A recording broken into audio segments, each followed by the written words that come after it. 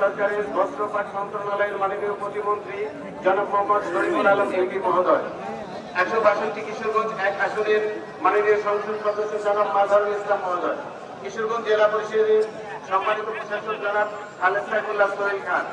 আরো উপস্থিত রয়েছেন কিশোরগঞ্জ জেলার সম্মানিত police super doctor SM. Farhad Hossain, বিভিন্ন দপ্তরের কর্মকর্তাবৃন্দ, কিশোরগঞ্জ সহ দেশ বিদেশের নানা প্রান্ত থেকে আগত ধর্মপ্রাণ মুসলিমগণ, বিভিন্ন রাজনৈতিক দলের নেতৃবৃন্দ এবং প্রিন্ট ও ইলেকট্রনিক মিডিয়ার সাংবাদিকবৃন্দ। সম্মানিত উপস্থিতি, আত্মশুদ্ধিবাদ আজকে একজন হলো আল্লাহ অন্তরের পাপ ও খারাপ গুণগুলো দূর করে আল্লাহ সন্তুষ্টি অর্জনের জন্য সুন্দর ও পবিত্র জীবন গঠন করা। দীর্ঘ 1 মাস সিয়াম সাধনার পর আজকের এই খুশি দিনে আপনাদের সকলকে ঈদের জামাতে স্বাগত জানাচ্ছেন।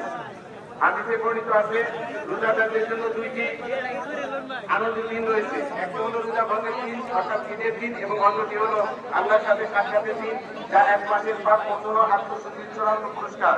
পবিত্র আল কুরআনের সূরা শামসের 9 নং আয়াতে আল্লাহ তাআলা বলেন, নিঃসন্দেহে সে সফলকাম হয়েছে যে তার আত্মাকে পরিশুদ্ধ করেছে।